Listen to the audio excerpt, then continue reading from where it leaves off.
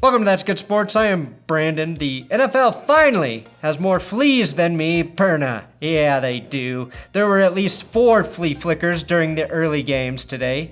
Now, many men will have a midlife crisis when they realize their penises are just another reminder of things they didn't take seriously enough in college.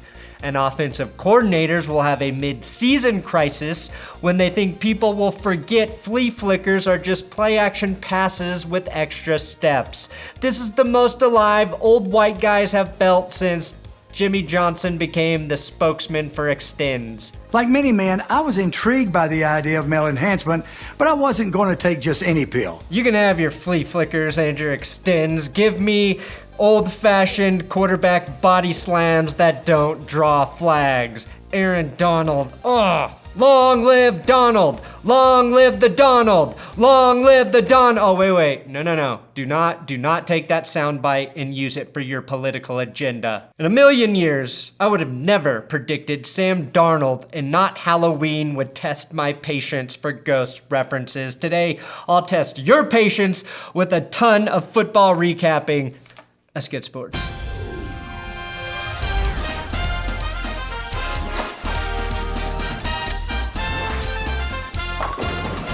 Please subscribe to this YouTube channel, or no, wait, better yet, tell a friend to subscribe. Today's episode is sponsored by Raycon, which are the only things I shove into my ear holes. Raycon E25 earbuds. The E25 gives you 6 hours of playtime, Bluetooth pairing, and more bass to help with your intense cardio workouts like I do daily, and for your intense dance parties for one parties. My favorite thing, Raycon earbuds start at about half the price of other premium wireless earbuds. And they have a more compact design that gives you a nice noise isolating fit with options for any ear hole size. Click my link in the description below or use code TGS15 to get 15% off your order. And if you want to block out the sound of your team losing in horrific fashion again, do it with some Raycon earbuds.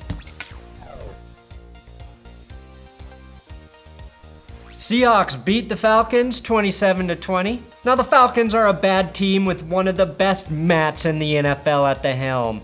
Enter backup Matt Schaub, most known for almost having his ear ripped off, pick sixes, and not starting since 2015, back when we thought Jon Snow might really be dead. Hotline bling was something, and Michael Bennett felt comfortable blaming Matthew Stafford for JFK's assassination. It was a different time. Not sure if that's better or worse than getting strip-sacked on a 3-man rush, but very Matt-like. The Falcons did make this a game and covered the spread after the Seahawks gave up on playing entirely with a 24-0 safe lead by halftime. I kid with Matt Schaub though. His return to the land of starting Matts was mixed. He did finish with 460 passing yards and a touchdown, but he will now return to the land of formerly relevant Matts from whence he came. I will remember Matt. Will you remember Matt? I will remember Matt. And now accepting kicker Matt who missed field goals in a game. The Chargers beat the Bears 17-16. Mitch Trubisky could not stop the Cam Newton to Bears trade rumors, and Matt Nagy did nothing to prove he's not an idiot and everything he could to end up in the land of irrelevant Matts. And Phillip Rivers, well, he continued to yell for no apparent reason. A side effect of always having a child to discipline, I guess. Phillip Rivers, the NFL's father, who's had enough of your bullshit roughhousing, is very anti-jumping in the house. And he's definitely anti-Bears dancing, which is why he refuses to go to the circus. Or the gay clubs, for that matter. Especially the gay clubs called the circus. Joey Bosa was unstoppable. Not as unstoppable as his brother, but still unstoppable. The Bears, however, very, very stoppable. Especially when your kicker is Eddy Pnieiro bread or pimento loaf, whichever sounds less appetizing to you, or when your coach elects to take a Kaepernick on a windy day instead of trying to get closer for an easier kick. Throw the football? Yeah, I mean, just to try to get a little closer. Throw the football right then and there. What happens if you take a sack or there's a fumble? lose the game. That's right. Yeah, exactly. So no, there was zero thought of that. I'll just be brutally clear. Zero thought of throwing the football. Zero thought of running the football. You understand me? I do credit the Chargers for not making fun of Tariq Cohen's height, and the Bears ensure Phillip Rivers can feed his family for at least another week. The New York Giant thighs fall to the Detroit Lions 26-31. Now I credit Lions fans for getting me to say something I never imagined possible. Matt Patricia and the word cute in the same sentence. Look how adorably cute these costumes are.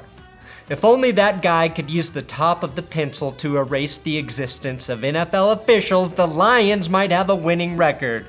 The real Matt Patricia is trying to erase his secondary. After trading safety Quandre Diggs this week, the Lions are supposedly fielding trade offers for corner Darius Slay. Slay was out with an injury in this game, which is 100% the reason Giants receiver Darius Slayton went off for 2 touchdowns. Now, I've never seen Darius Slay and Darius Slayton on the field at the same time. Either that's a coincidence, or they're the same person, or Matt Patricia just wanted to get a feel for how bad his team would be without their best players in the secondary. Well, Matt, it's nearly lose to the Giants and 4 Daniel Jones touchdowns bad. Kenny Golladay had an amazing touchdown grab. Ball in, foot in, that's a bad man. And no kink shaming for those of you who are into that sort of thing. I know Detroit is. If it's not a mid-season crisis like my first theory, the flea flicker that actually garners a touchdown is the kinkiest play a team can do. Saquon Barkley may have lost, but his reenacting of the slow motion scene from 300 was a 10 out of 10. 2 thumbs up. I need to be more specific, the whole movie 300 was in slow motion, and also the greatest trick in cinematic history.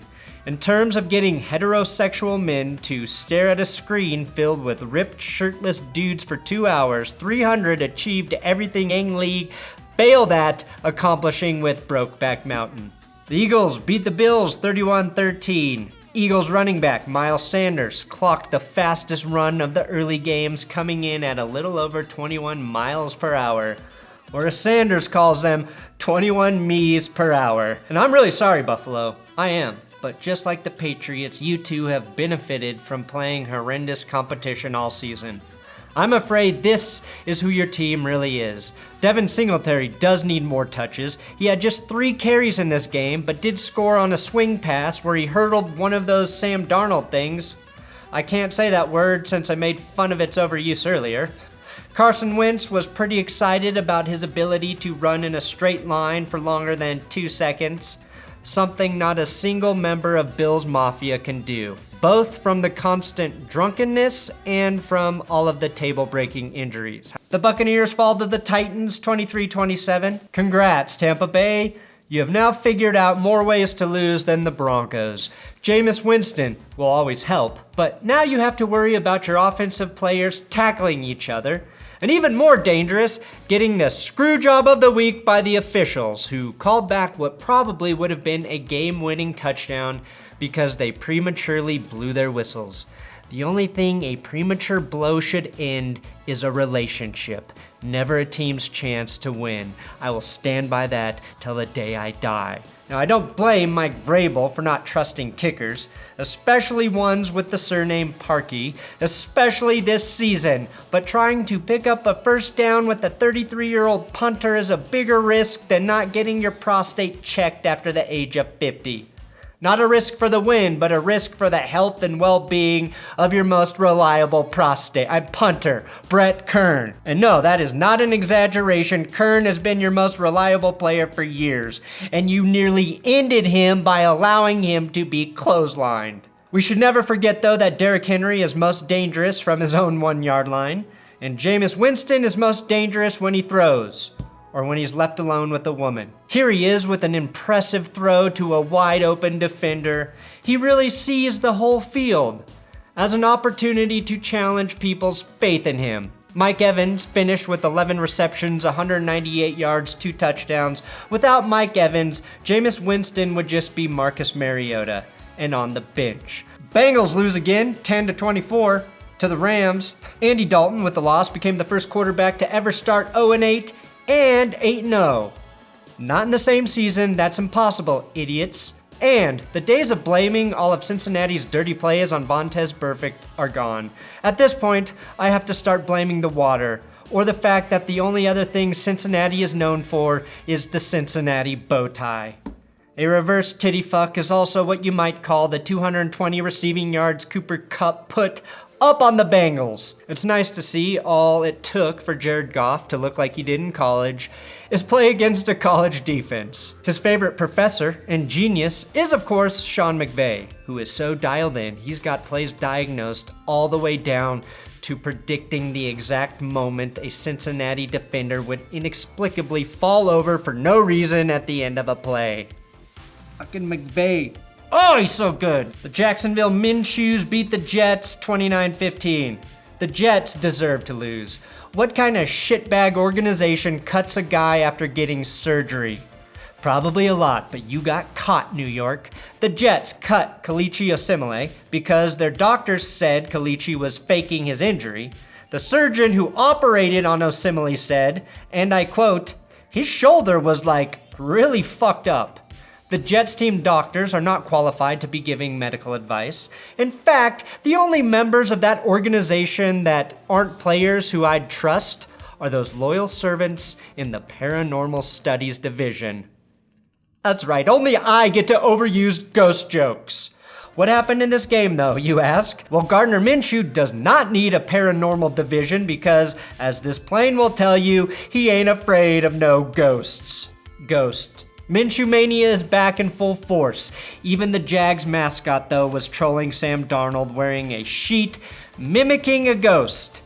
At least that's what I hope, because it's a bad look for Jacksonville if he joined the clan. Darnold made a massive mistake referencing a ghost so close to Halloween. It's an unwritten rule, just like you never start dating someone right before Valentine's Day or Flag Day. Worst thing you can do is buy a girl a dozen flags like she lives in London if you know you're not serious about her. Of course, the Jags will eventually move to London, so maybe men in Jacksonville could splurge on Flag Day dates.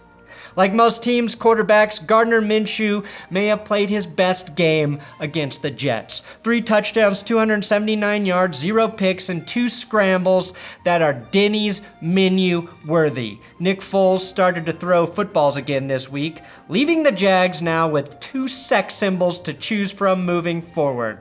Leonard Fournette finished with 76 rushing yards in this game, 66 of which came on his first run, proving once and again that it doesn't take much to beat the Jets. And the return of the Breeze, they win 31-9 over Arizona. Who would win in a fight though, a Saint or a Cardinal? Not sure, but Cardinals are much more tricky. And no, that is not a reference to their role in covering up or inventing pedophile rings. It's a reference to the Flea flickery they ran in the first quarter. That will be the only Cardinals highlight, as Chase Edmonds accounted for 13 yards in his breakout follow-up. Everyone said Drew Brees should not play, including me.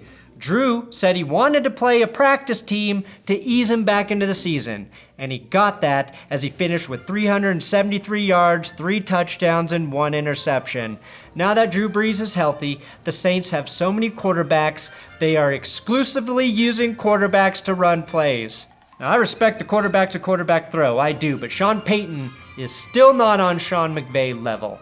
If McVay had designed this play, Teddy Bridgewater would have run off the sideline onto the field and taken the pitch back from Taysom Hill directly into the stands, which would make that play legal, where a Drew Brees clone would emerge. Holy hell. Paul Rudd was just warning us about quarterback clones in his Netflix show, Living with Yourself. And Tom Brady was not lying about the media taking his cameo out of context. This quarterback cloning is real, people. We need to wake the fuck up now. Brees only throws to quarterbacks, so he must have gotten overly excited and thrown this pick to Patrick Peterson thinking it was Patrick Mahomes. Makes sense, as he'll be the next quarterback to return too soon from an injury, only to prove us all wrong. Cliff Kingsbury's air raid offense was clearly no match for the Saints' quarterback raid offense. And finally, the Broncos lose in, just terrible fashion to the Colts. I'll get to this gut-wrenching loss tomorrow in more detail as usual. But for now, I will leave you with Pat McAfee's live reaction to Adam Vinatieri's 51-yard game-winning field goal to crush my life. Yes, baby! Not it. Fucking right! Let's go! What a fucking ball, Vinny!